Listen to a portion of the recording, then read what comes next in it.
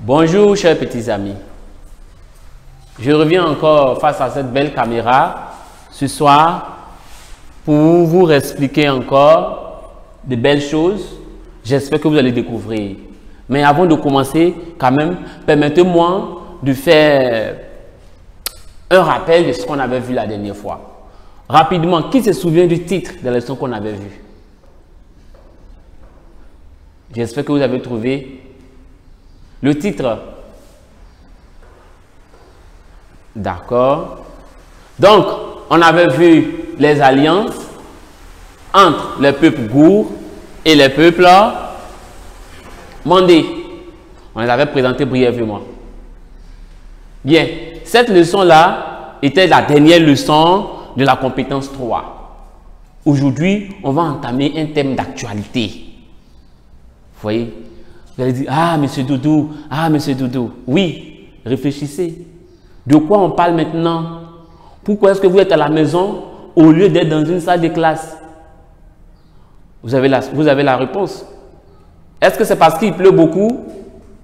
Est-ce que c'est parce qu'il y a du feu? Pourquoi est-ce que tout le monde est resté à la maison? On est tous obligés de porter des cache-nez. Le mien, il est là. Il n'est jamais loin. Vous voyez? On est tous comme ça, tout le temps. Pourquoi? C'est pour éviter quoi? C'est pour éviter un brigand? Je dépose ça pour vous permettre quand même de percevoir le son normalement. Donc aujourd'hui, on va surtout parler de la santé. La santé est essentielle. Quel que soit les milliards qu'on a, tant qu'on n'a pas de santé, franchement, c'est zéro. Donc aujourd'hui quand même, je vais vous parler de la santé. Donc, comme j'ai dit, la compétence 4, c'est pour vous permettre de traiter une situation relative à la préservation de la santé. Comment préserver la santé? Pour ce qui est de cette première leçon de la compétence numéro 4, donc la leçon 10, nous allons parler de la fréquentation des centres de santé et la lutte contre l'automédication, ça va, les maladies endémiques et parasitaires. Je vais essayer de vous donner quelques informations. On va d'abord commencer par la définition des thèmes techniques, c'est-à-dire les mots sur lesquels nous allons beaucoup épiloguer ici. Est-ce que ça va? Bien. Donc, nous allons voir en grand 1, nous allons voir les définitions. La première définition d'abord, on va voir les centres de santé. Mais c'est quoi un centre de santé? C'est quoi un centre de santé? Sûrement, hein, tout le monde a déjà entendu ce mot, c'est pas nouveau. Hein, voilà. Qu'est-ce qu'un centre de santé? Vous avez la réponse? J'espère bien. De toute façon, vous pouvez fouiller sur Internet partout. Vous allez voir qu'un centre de santé, c'est une infrastructure sanitaire de proximité qui a pour objectif de donner les premiers soins en cas de maladie. Dès qu'on a un souci, l'accueil, le refuge, directement, c'est un centre de santé. C'est les premiers soins. Généralement, on a un infirmier qui est là. Voilà, vous avez mal à la tête, votre corps chauffe, vous y allez. C'est lui maintenant qui va, voilà. On les a pratiquement dans tous les petits quartiers. Hein. Voilà, je me rappelle bien, à Yopougon, on a AG Fossile. Ici, on en a plein partout. On a plein de centres de santé partout. Deuxième définition que je vais vous donner, l'automédication. C'est quoi l'automédication? Vous pouvez essayer de définir l'automédication. Essayez. Par rapport à ce que vous savez de la vie. Hein. Voilà. Vous avez trouvé la bonne réponse, j'espère. Ok, félicitations. L'automédication, c'est le fait de prendre des médicaments sans l'avis d'un technicien de santé. C'est le fait de prendre des médicaments sans prescription d'un médecin. Voilà. Votre corps chauffe, automatiquement vous demandez à votre voisin, voisin, mon corps chauffe. On te donne des paracétamol, tu les prends. Tu ne sais même pas ce que tu as. Peut-être qu'un serpent t'a mordu, le venin est en train de monter dans ton cœur. Et tu prends un paracétamol, tu es foutu. Donc, l'automédication, c'est ça. Prendre des médicaments sans l'avis d'un spécialiste. Avant de prendre un médicament, il faut l'avis d'un spécialiste. Si vous ne le faites pas, vous vous automédicalisez. Voilà. Vous prenez des médicaments vous seul. Par calcul qu'on fait souvent. Bon, dès qu'on a mal à la tête, dès que le corps chauffe, bon, voilà. Vous devez voir un spécialiste. La troisième définition que je vais vous donner, c'est les maladies endémiques et parasitaires. C'est quoi quand on dit une maladie endémique? C'est quoi une maladie endémique? Et à quel moment elle est dite parasitaire également? On parle d'endémie locale lorsqu'une maladie persiste dans une zone géographique bien localisée. Oui, il y a des maladies qu'on a dans une zone bien précise. Voilà. En ce moment-là, on parle de maladie endémique. Vous voyez, tout récemment, il y a eu une maladie qui a beaucoup sévi, l'Ebola. Vous voyez que l'Ebola n'est pas allé trop loin. L'Ebola est resté précisément en Afrique, voilà, et puis c'est resté là. On parle du paludisme. Voilà. Voici des médicaments qui touchent des aires géographiques bien précises. C'est quoi une maladie parasitaire? Dans parasitaire, on a parasites.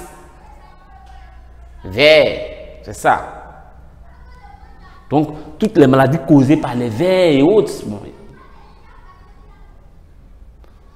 Voici vous expliquer dans un français vraiment terre à terre, comme on le dit dans notre jargon, ces trois thèmes qui sont essentiels, que vous devez maîtriser. Je pense qu'à l'issue de cette définition déjà, chacun de vous doit se faire une idée d'un centre de santé, de l'automédication et enfin des maladies endémiques et parasitaires.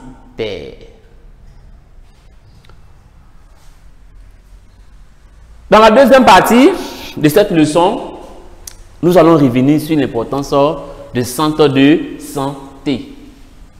Quel rôle joue un centre de santé? Je pense que la définition déjà en dit long.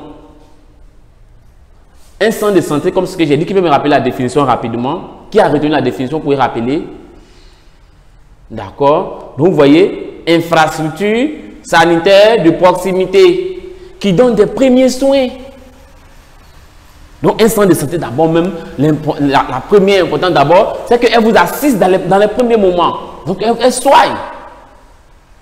Ça va? Les centres de santé soignent. Ils vous donnent des premiers soins. Est-ce que c'est bon? On suit? Voilà. Ils vous permettent également d'éviter quand même certaines maladies. Parce que quand il y a des problèmes, c'est eux qui font la sensibilisation. Parce qu'on estime qu'ils sont plus proches de la population.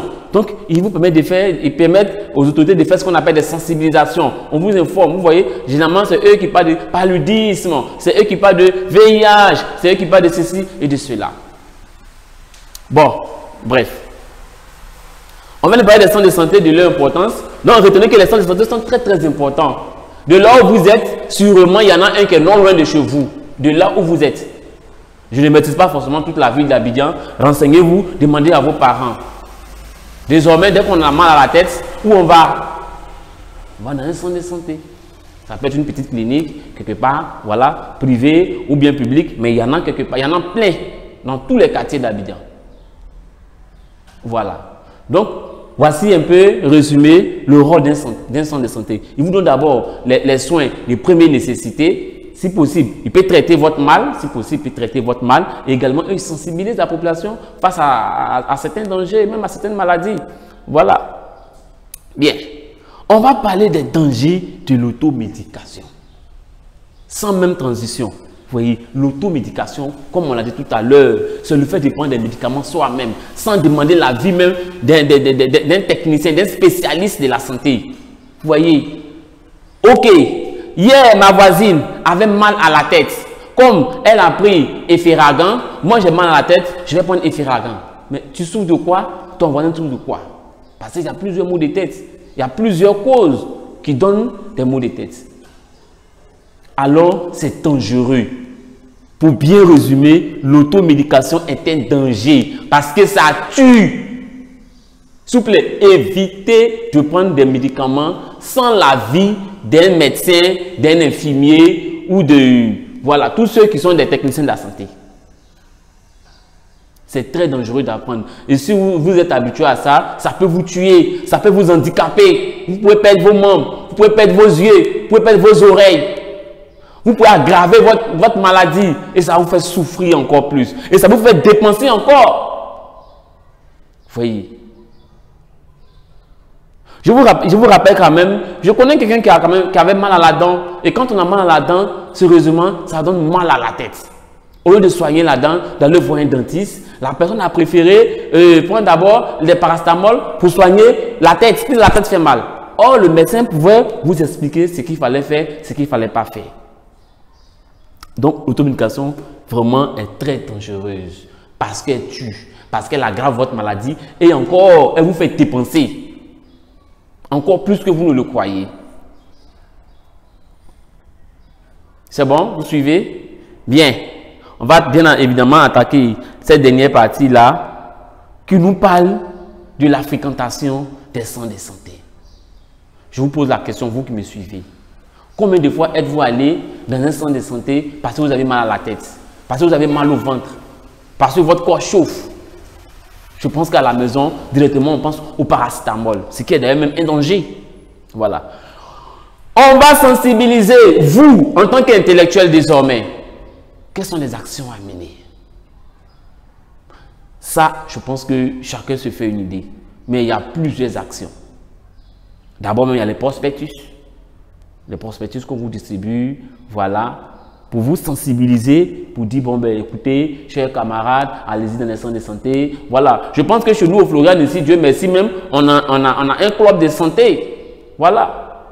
Ce club-là, vous allez voir peut-être si les choses reprennent, ils vont travailler dans ce sens-là. Peut-être qu'ils vont quand même se lancer dans cette perspective-là. Voilà. Deuxième des choses, il y a les projections de films. On peut présenter un film où quelqu'un n'a pas pris le médicament qu'il fallait parce qu'il n'est pas allé chez un médecin et par exemple il a eu le pied coupé ou bien il a perdu 2 dents ou bien actuellement il est au CHU de Cocody, voilà, voilà, et ceci et cela. Voilà. Donc on peut avoir des projections de films. On peut avoir aussi des conférences. On peut inviter un conférencier, un médecin, quelqu'un qui s'y connaît dans la matière, qui vient et qui vous explique les conséquences. Hein, de ne pas fréquenter les centres de santé et aussi les biens fondés de fréquenter des centres de santé. Voici brièvement vous présenter cette situation. Comme je vous l'avais dit en l'entame de mon propos, que la question de santé est d'actualité.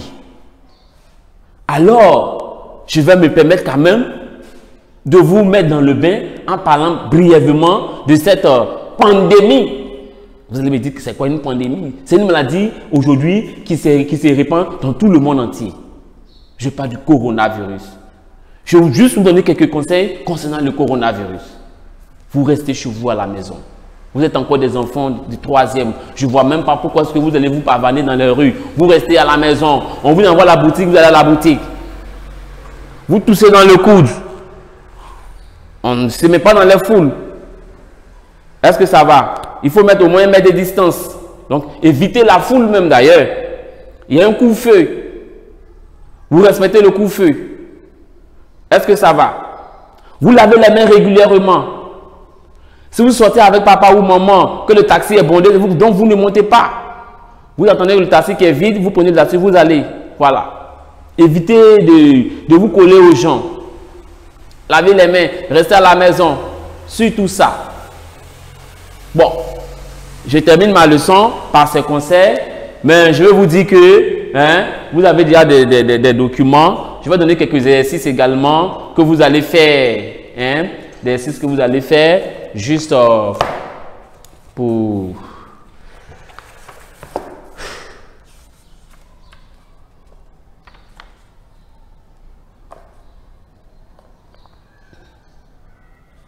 Vous avez vos cahiers de cours, il y a un test qu'il faut faire à la page 64. Voilà. En plus du premier, vous faites celui-là. Voilà, c'est un seul test. Voilà. On a mis test, voilà. Donc ne demandez pas, c'est non, voilà. Page 64, vous faites le texte. Voilà. Je vais prévoir une séance pour vous expliquer un peu. Voilà. Je préfère que vous cherchiez et on fait la correction. C'est des tests qui sont très intéressants.